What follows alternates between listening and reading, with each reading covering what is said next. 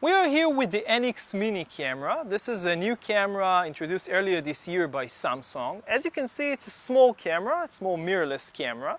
It has a 1-inch sensor, which is different than the other sensors in Samsung's NX line of cameras, which are APS-C size sensors. Now, as you can see, this camera is very small. It has a smaller footprint than your existing mobile phone. This, for example, is an LG G2 smartphone. As you can see, it's much bigger than the NX Mini in terms of footprint. But on the other hand, if you look at the side, obviously it's much thicker than any smartphone currently on the market. Now, the reason for that is, of course, that it needs lenses, and the lenses that currently Samsung has on its lineup for this camera are relatively large. This is the 9 to 27 millimeter lens. It's equivalent to about 24 to 70 millimeter on a full frame. It's 3.5 to 5.6. As you can see, it's quite thick, and when you open it, now it's closed, it's even longer. So this is the kit lens that comes with the camera. Samsung also have this smaller lens. This is just a 9 millimeter prime lens, 3.5. And as you can see, it's much thinner than the 9 to 27 millimeter lens. But even with this lens, this is not a very thin camera. Although we believe that with this lens, we tested it, you can actually put it in a pants pocket. Obviously, you can put both lenses with the camera on a jacket pocket or any small bag, so it's not a problem. So Samsung also have another small lens. It's smaller than the 9 to 27 millimeter, but slightly larger than the 9 millimeter. It's a 17 millimeter 1.8 lens. So it's a bit faster, but in terms of thickness, it's somewhere in the middle. Now, we're not sure about other lenses that are going to come for this lineup of sensor, or actually camera, but we are hoping that Samsung will increase the line further down the road. Now, what we can say about this camera, well, it has a sensor, as we said, 1-inch sensor with 20 megapixel resolution. It has a screen which can twist in 180 degrees. Now, this is a nice feature with Samsung, which Samsung introduced in the past in some of its cameras. It's specifically intended for shooting selfies, which is very common these days. It's much nicer than simply shooting them on your smartphone with the front-facing camera, which isn't very good. So it's a nice feature, and probably a lot of users are going to like this thing. Now, we have shot some short video clip showing some of the functionality of this camera, and we are going to show you this next. What we are going to look at now is the NX Mini controls and settings. So on the top we have just 3 buttons. This is the shutter button. We have the on-off switch. The on-off switch is very small, not very convenient to use.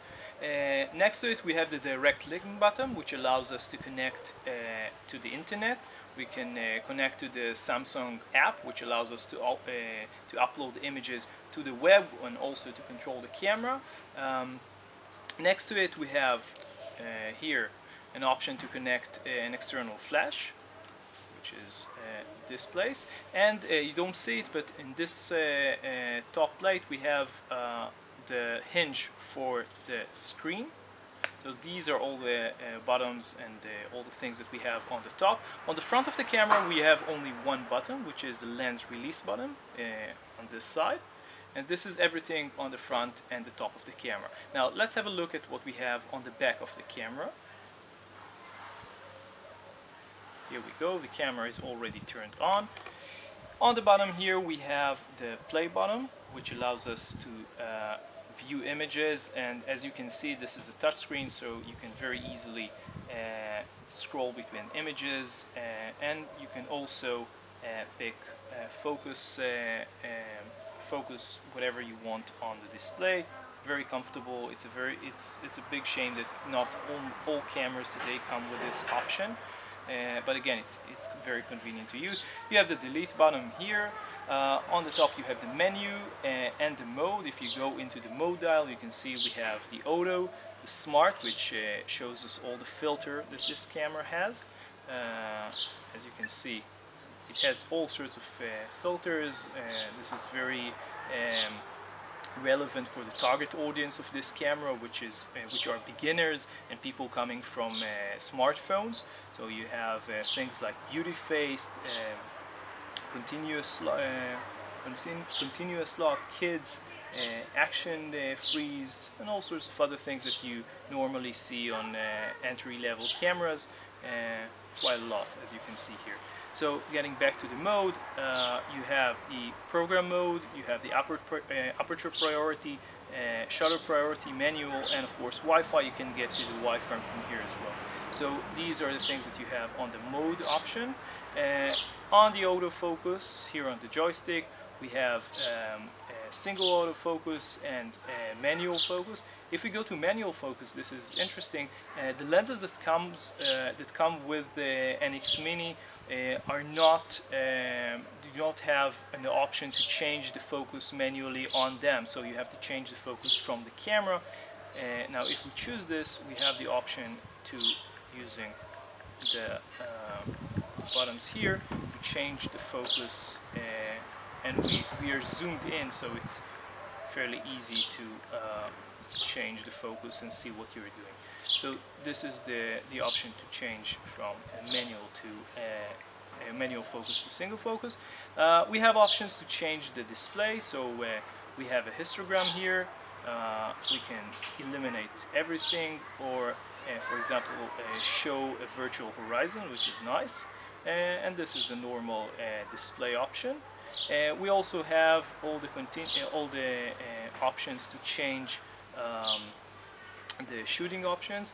Let's move from smart to aperture priority. Here we have a few other options. We have the single, the continuous, the timer, and a few bracketing options. So this is the shooting option. And of course we have the menu, which the menus on this camera are not very don't have a lot of options, but as you can see, you have all the basic functionalities that comes with a camera in this level. So this is more or less everything that you have on the camera. It's very easy to use, very simple. If you use the smartphones, you can probably get along and use this camera very effectively, very quickly. We now come to talk about the performance of the NX Mini. Now, talking about the image quality of this camera, we were quite surprised by the amount of detail that this camera can actually produce. It might not be on the level of a professional or semi-professional camera, but it's very good, and the amount of detail is very high. Now, compared to the RX100, we didn't have one to test it ourselves to actually compare, but looking at images side by side shot online of this camera and the RX100, we see that this camera can actually perform better, can actually produce more details than the RX100, which has the same sensor, or the same size sensor at least. Talking about the autofocus mechanism of this camera, it's not the fastest that we have seen, but it's definitely usable. In lower light situations, it finds it a bit harder to actually focus, but again, as we said, it's usable. Now, the only thing in terms of performance that we really found a bit annoying was the processor. Now, we're not completely sure if this is the fault of the internal processor of this camera, but as you can see now on the screen, when you shoot a picture and then try to display it right away, you see that it takes time for the image to process and be displayed on the screen. Now, there is a good chance that this has to do with the specific memory card that we used. This camera uses a micro SD memory card, which is not the best option. We're going to talk about this in the concluding remarks about this camera. But we specifically urge you to use the fastest micro SD card that you can use, that you can find. This problem might disappear, and also we are hoping that Samsung itself in future firmware updates will improve on this point. So let's go on and conclude this review of this camera and talk about a few of the things that we liked and didn't like about this camera. We now come to conclude this review of the NX Mini mirrorless camera. Now, we really like this small camera, and we want to talk about some of the things that we appreciated about this camera and some of the things that we didn't really like about this camera. Now, let's start with the things that we did like. And the first thing is, of course, the size of the camera. This is a very small camera. As you can see, it can fit fairly nicely into a pants pocket or jacket pocket, and of course into a small bag. And of course, specifically with the smaller lens, this is the 24 millimeter, actually 9 millimeter for this form factor. This camera is really, really small, it's slick. We would love if Samsung would come up with a smaller kit lens. This 24 to 70 millimeter equivalent kit lens is still fairly large and especially fairly thick, much larger than the lens on the Sony RX100. It's also slower. But otherwise, the ability to switch lenses makes this camera much more attractive than the Sony RX100. Also, the image quality of this camera is better than the image quality of the RX100, which is a big bonus when you compare both cameras. Now, another thing that we loved about this camera is the ability to shoot with the touch screen, and we were sure that a lot of the people who were going to use this camera or going to buy this camera will appreciate the fact that you have this twist 180 degrees twist screen, which allows you to shoot selfies, which is something that a lot of potential users are probably going to do with this camera. So this is another thing that we loved about this camera. Another thing, a different thing that we liked is the ability to use the Wi-Fi to connect with a mobile device, which is something that comes into most mirrorless cameras these days, but it's nice to have, and Samsung definitely knows how to integrate Wi-Fi into its devices, as it has been doing on all its mobile devices so far. This camera also have a lot of filters which you can use, similar to filters that you are used to on your smartphone. So this is it's a plus, and something that you're probably used to from your other devices. Finally, the most attractive feature of this camera, besides the image quality and the small size and form factor, is the price. This camera is fairly cheap. It's about half the price of the RX100, surely the newer version. So this is a very big plus for a camera which has a better image quality than the RX100 and changeable lenses. So it's a big plus. Now, it does have a few things that we didn't like and a few drawbacks. First of all, we didn't like the use of the micro SD card. Now, we understand that this is a small camera, and we understand the fact that Samsung really like to use micro SD as it has been doing on its mobile devices, but this is not a good form factor for a memory card for cameras. It's not convenient to use, it's not convenient to take out of the camera and put into the computer, and connecting the camera with a wire to the computer, which we have been doing, is not the best option in many situations. So we would really like to see the next generation of this camera with a full-size SD card, even if this means a slightly larger camera.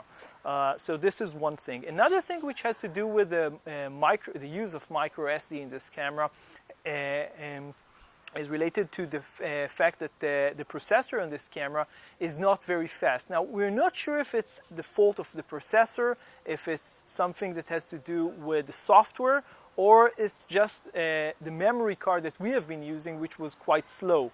But at the end of the day, what we have faced is a problem which looked like what we demonstrated on the last part of this video, which is when you shoot an image and then you try to display it on the screen of the camera, it writes processing on the screen, and you have to wait a second or 2 seconds before you can actually see the image on the screen.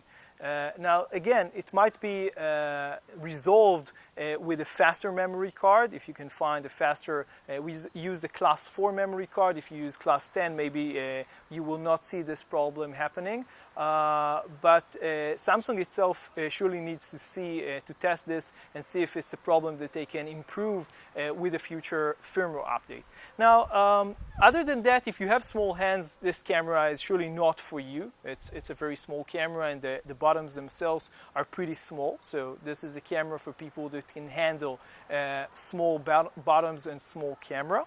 What else didn't we like? Well, this camera doesn't have a viewfinder, which the Sony RX100 III has as an integrated thing into the camera. The RX100 II has an option to add an external viewfinder. This camera doesn't have this option.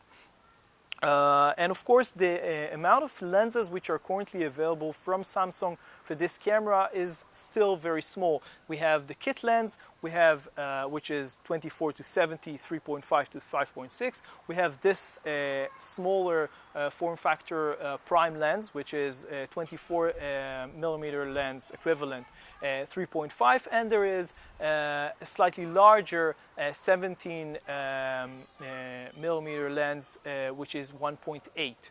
So these are the only 3 lenses that Samsung currently have at its range for this camera.